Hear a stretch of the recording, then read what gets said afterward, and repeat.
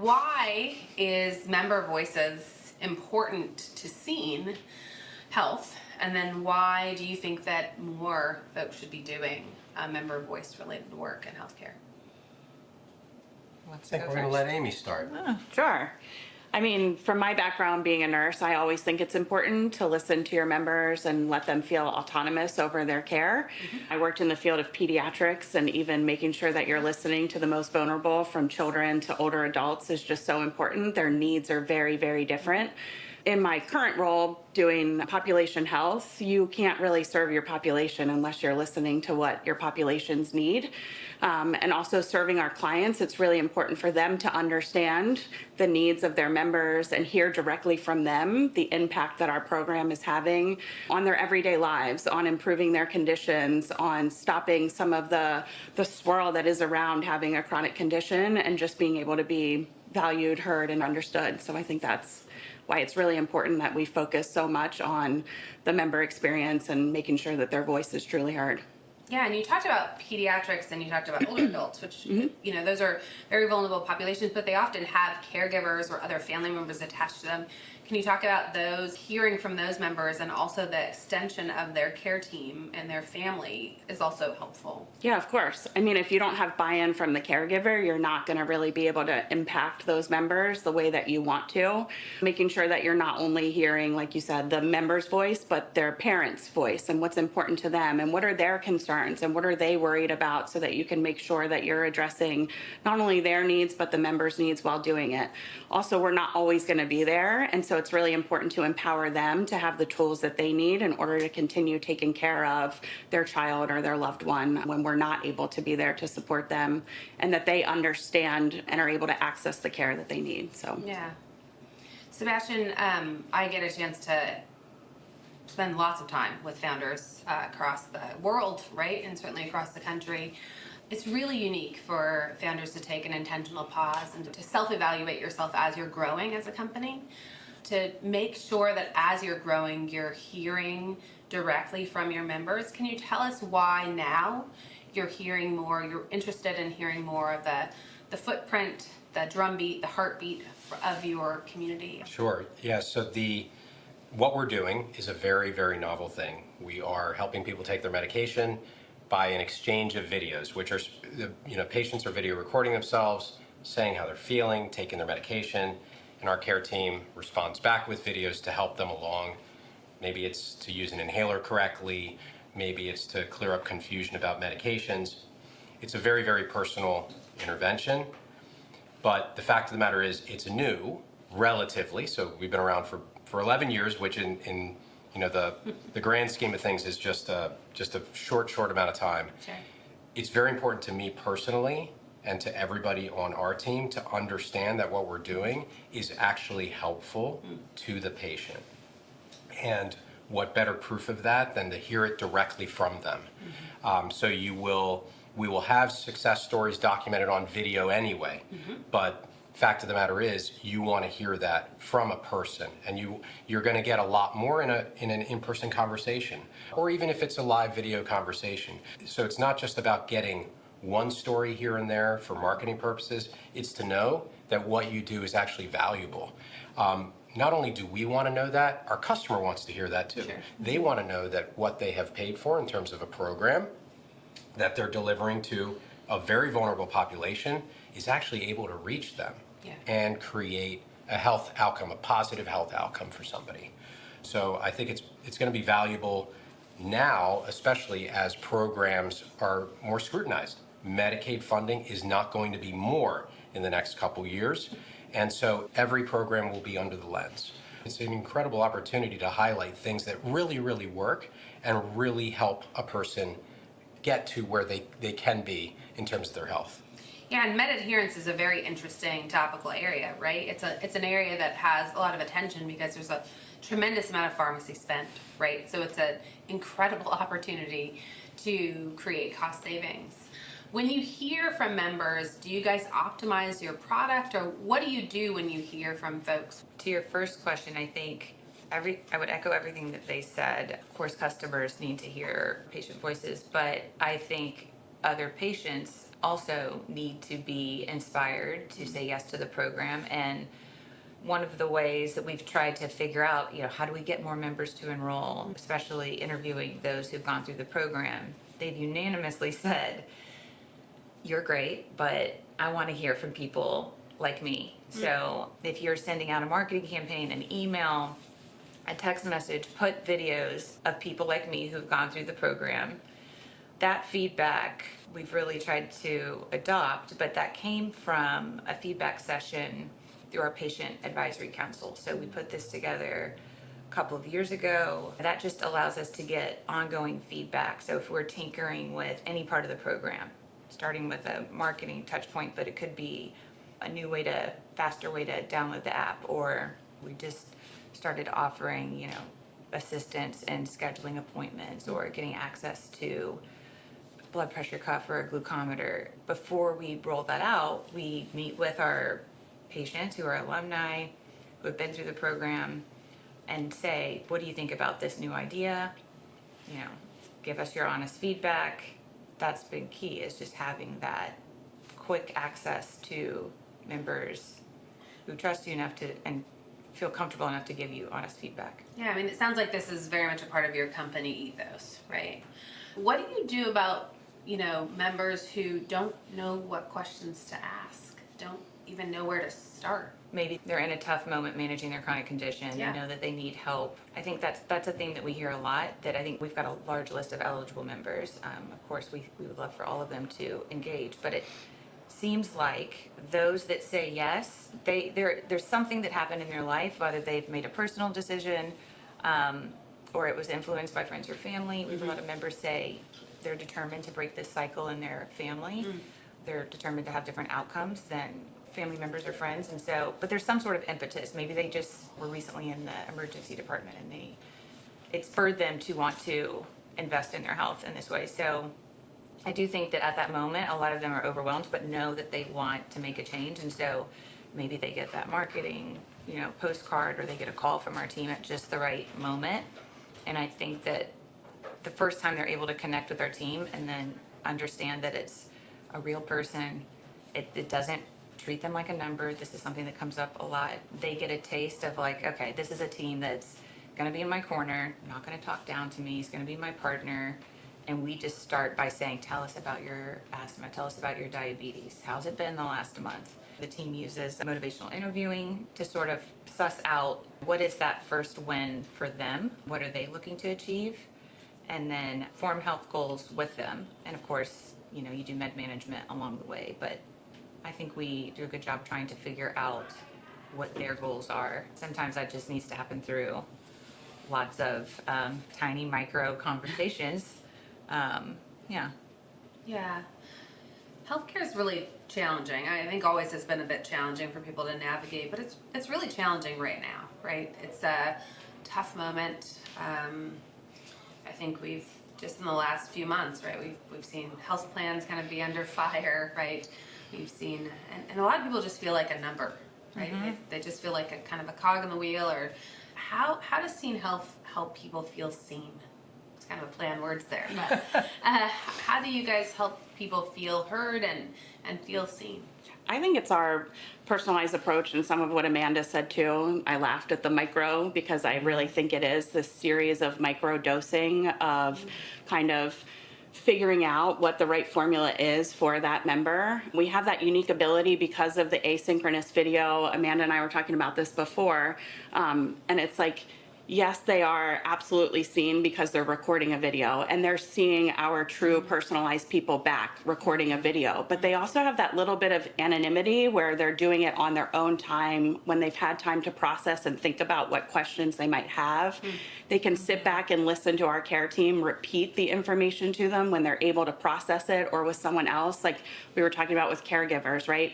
Maybe you're doing it by yourself, but you need to run it past your husband or your parent or a caregiver and just make sure you are understanding that content. We're really able to do that. So many different factors in healthcare talk about meeting the member where they are. How much more can you meet them where they are than being like in their home in those personal moments, you know, where they're behind the screen and feel comfortable sharing things with someone that they feel like they've built a personal relationship with. Yeah. Our care team is overly empathetic. They are just a group of fantastic people who really just want to help the patients and members navigate this difficult healthcare world. And I think that's why we make it so different for people. It's such a different experience. And there's this element of, yes, we're asking for a video check-in every day, and we want, you know, an update on their life and their health, but we're also promising to send a video back. And so I think we're very conscious of, if we're asking you for something, we're going to give you something back. And I think that that's what builds the rapport. You know, It's like bi-directional trust. exactly. Our coaches and nurses and pharmacists aren't just asking what's going on in your life.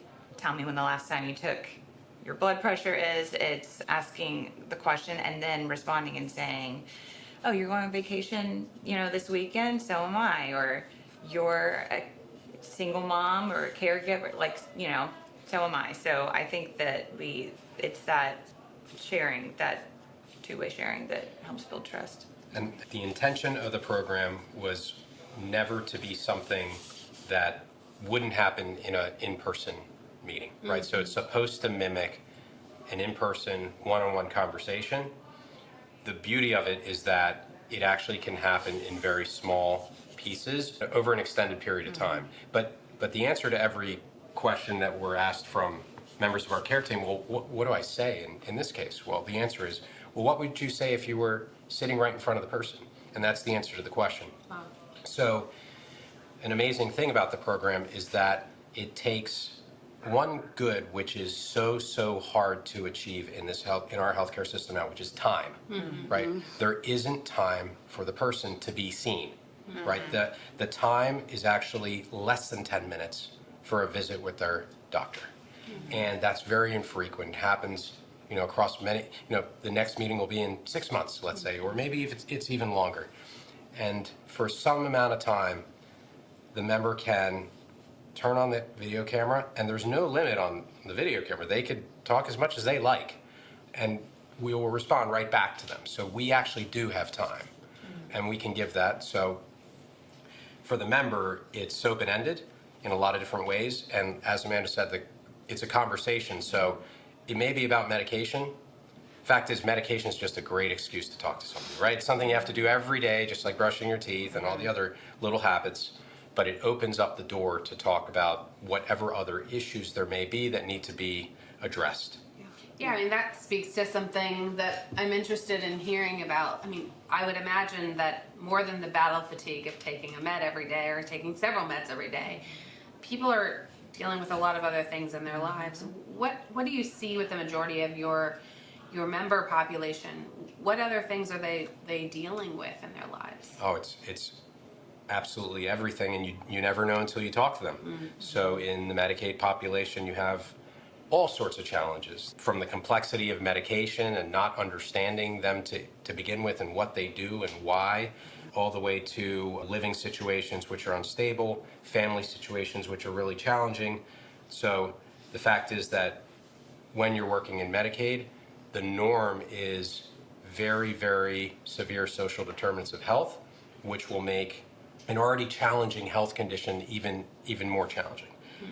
Which is why it's really helpful to get support and somebody who's going to be on your side to just guide you through and help you prioritize something that you know really is. I mean, if you're struggling to put food on the table, if you've got 4 kids you're handling just on your own, is medication your number one priority? Is taking care of yourself your number one priority every day? No. It's other things. So somebody who can keep you, you know, to help you get to that 1 or 2 minutes. It's only 1 or 2 minutes a day, right? Yeah. But to get to it and to get it done and to resolve any challenges that came up in that 1 or 2 minutes, it's a huge help to somebody. Yeah, I wonder, what do you guys do when people kind of lose a bit of motivation? I would imagine that, we all lose motivation. I was just thinking to myself, did I take my morning medication? Right, like, while we're sitting here. It's more than just like adherence to medication. Like, how do you motivate people, and how do you get them past these moments of just, just engagement, are there specific ways in which you guys do that? Yeah, so we have multimodal, flexible ways to reach out to the members. So whether it's through those videos or we're sending them chats or SMS pushes, we send out mailers and emails to try and get them motivated. This being a Member Voices series, our members have said to us, I didn't realize how important it was to take care of myself until somebody else was caring for me. Like noticing that you cared made me want to care about myself because, if I can't do it, then why would anybody else want to? There are fun little features in the app. I know one of our other members said like confetti drops each time you take your medication and you get this little checkbox and a ding. And while that doesn't seem like much, it's just a little extra nudge. Like you said, in the morning when you're taking that medication to just say, okay, I'm ready to start my day. I sent a message off. I've sort of given myself a little affirmation for the day. I did one good thing for myself today. Maybe I can turn that into a habit. And it always goes back to that personalized touch from our care team. People are coming back for that, not necessarily always to take their medication. They want to hear what the response is from that care team member. So If you and I exchange videos every day for about a week, we're gonna start to know each other a lot more and then feel very comfortable with each other. But I think that's about at the point the patient understands, oh, they're gonna check on me every day for the next 2 months. And so the very first time that they miss a check-in, they might get an in-app chat first, but the next day they're probably going to get a phone call. And I think that one of the themes that we hear from patients a lot is, y'all have this touch that you're coaching, but it's non-judgy, right? Like you call me and you nudge me when I miss a check-in, but I don't feel like I'm in trouble. It's not too late to get, back on track. We all fall off the wagon a little bit. If you miss a couple of days, that's okay. But let's not give up. And so I think it's the tone of the nudge, but yeah, having all of those different channels to re-engage. 2 points that I think are really important, also from what Amy said specifically. You got to get the person a win. And if you can get them a win, that's the most motivating thing. That applies to anything in life, whether it's sports or anything else. If you experience a little bit of taste of success, then you're on to your next challenge and you build your confidence. And that's a very important part of the program. But the other side of this is it doesn't work for everybody, right? So sometimes you fail to motivate people. And so as a company, we're always trying to understand from the fails, well, what could we do in this situation? Reality is the program has to work for enough people that it's impactful for a community, and it's also impactful for the customer. And in general, let's say we feel like for a good, solid majority of people that we engage with, we're going to get them to meaningful wins. But no program is going to work for absolutely everybody. Sure. I mean, this is very exciting. What's next for St. Health? What is in the next wave of engagement or refinement? I would imagine you guys are constantly thinking of new secret sauce to keep people happy and challenged. Not a lot of companies that work in what you could call the adherence space have been successful. And I see that if you look at the health plan landscape right now, there are companies that do refill programs, and they do that very successfully. And we're not a refill program. Sure. We want people to take their medication as prescribed every day. That's a little bit different. That does involve a refill. Yep. If we can do what we promise to do really, really, really well, it's a massive, massive win for healthcare in general. So doing what we do really, really well is really all we need to do. And it's very hard to do that at scale. So we're growing now. We have more and more members eligible for our program, and we have more customers. How do you continue to have a personal touch with larger and larger populations? And that's a huge challenge. And that also changes depending on where you're at, right? Like, so you talked about at scale, that's different states, different populations of people, different cultural needs, different, your coaches are going to be like dealing with different demographics that they've never had to deal with before. Yeah, the operational side is a massive challenge. If you have, let's say a sickle cell disease, COPD, CHF, and diabetes program with one customer, and they're in Texas, and then you have this similar spread of conditions in Nevada. These are all very different, especially the way that Medicaid is structured in each state. Absolutely. So the training burden for your staff is very, very is very high, right? Because they need to know who they're talking to. And that becomes a big challenge. So scaling is a huge challenge. You can use technology for some of that in order to make it easier for the person who's talking to the member to know what they're looking at, what's the situation here Sure. before they get onto a call, so that even if you're asking open-ended questions, you don't want to be completely clueless. Yeah. That's really hard to do. Yeah. So implementing tools that will give that person a better shot at connecting with the member is one of the Using your priorities. technology to give the next best set of tools for them to engage with somebody. But it also sounds like that's also your opportunity. It's a great way for your team and your staff to see great wins when you're scaling and you're seeing we're not just doing work in these 3 or 4 states when I started, but we're doing work in the states where I have family and the states where I Yes. have friends and the states where I've seen on the news, right? And so it's a way to really see that your company is growing to save lots more lives, and that's very exciting. What about you guys? Yeah, I always think about you can almost think of 2 different roadmaps, like what's on the roadmap for the patient experience, the mobile app, and then what's on the roadmap and that app is called Spotlight, but we have a back-end portal that our coaches use is called Backstage. And so you kind of think about, okay, so how can we enable the coaches, the nurses, and the pharmacists to have that, most up-to-date context so that they can deliver the high-touch, personalized care faster, smarter. So when they log in every day, maybe that they're coaching 200, 300 patients at a time, which 100 are the most important or maybe struggling through a certain challenge, and that should be at the top of the list. Of course, everyone's very excited about AI. I think we've thought about how it can help in so many different ways, but I think we're very cognizant to make sure it's never replacing the human-to-human connection. It's always amplifying. One of our newer features that we rolled out is the ability for patients after they complete their check-in, right? So they take their meds, they talk to their care team about how they're feeling. They have an opportunity to motivate other patients and record a short video to motivate someone else. I think there's a lot we could do with that. Yeah. Maybe thinking a little bit about like peer-to-peer support or allowing members just to receive support and motivation, not just from their scene care team, but maybe each other, early days, but I think that's what I'm saying. Yeah, I mean, like spreading kindness and especially in joy in these times are really important. But it sounds like to me you also could be, creating the next wave of community health workers or peer coaches, or I mean, you could be creating an entire business development side or a way to get folks off of Medicaid and into jobs. That's a really incredible and powerful.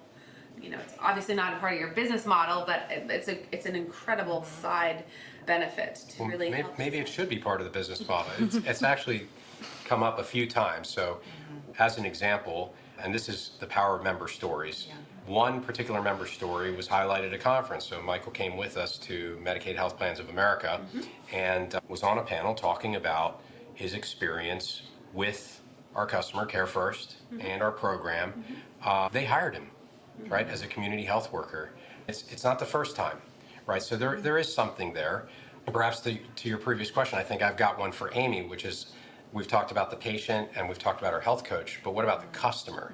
So the member story is a wonderful thing for the customer. They get to see a real person who they would normally never interact with except maybe on a phone call or for some type of assistance with a claim or member issues, right? Yeah. But it's certainly not enough. Maybe from the population health perspective, what do you see as the challenges and the opportunities in showing to the customer that the program is actually delivering the promises that have been made to the customer? I mean, I always think that there's always a gap in data. So as like these two were talking about AI and using that to enhance is to get the data in the first place is a really big part. And so we're working really closely with our health plan partners to access more robust data so that we can really analyze what's going on with those members and prepare. We're also listening to their voices. What are they needing help with? So I came from the managed care space and care management, and you can't do it all there. And so what is it that we as a vendor can do to help support meeting their goals, right? What can we do to improve clinical outcomes for members that then impacts the quality outcomes like HEDIS and STARS? What can we do to drive down cost for the health plans, for members who have such a fragmented care system? It goes back to some of your other questions, like how do we help integrate all of that for the member, but beyond the scene program, get them linked into true coordinated care that they have a safe place to go once they leave us. Like Sebastian said about time, time is of the essence. No one has it. And so like if we can get you linked into the right person to help take care, that takes a lot of the extra work and resources off of the health plan, right? We want to be an extension of the health plan, sharing their resources and benefits and making sure that we are connecting them to what is already available to them and they may not be aware of. So Yeah, one nugget I'll share with you, as you came from the health plan side, I ran hospitals for 15 years. Okay. And I will say one thing that is incredibly valuable is oftentimes we have all these products and services that we provide in the delivery system side, but we never see the impact. Our staff never see the impact of what we tell people about these programs. We never see how they change people's lives. It's very rare in a patient interaction.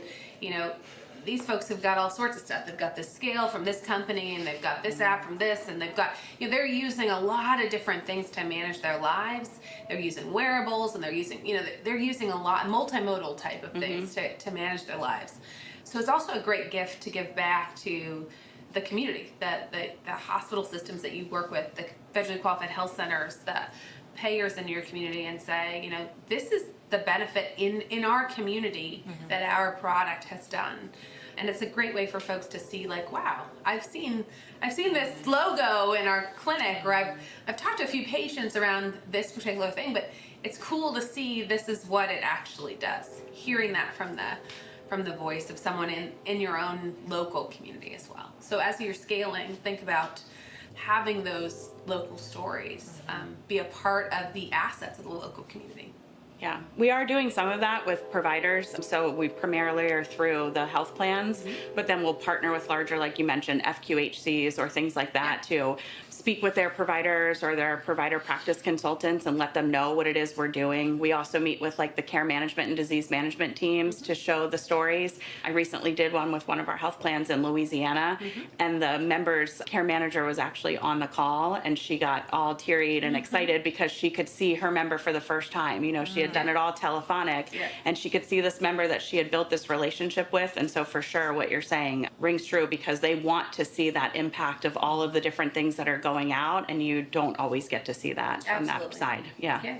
All right, well, thanks for spending time this morning. Yeah. It's fun. Yeah. Thank you, Adimika. Thank you. Thank you.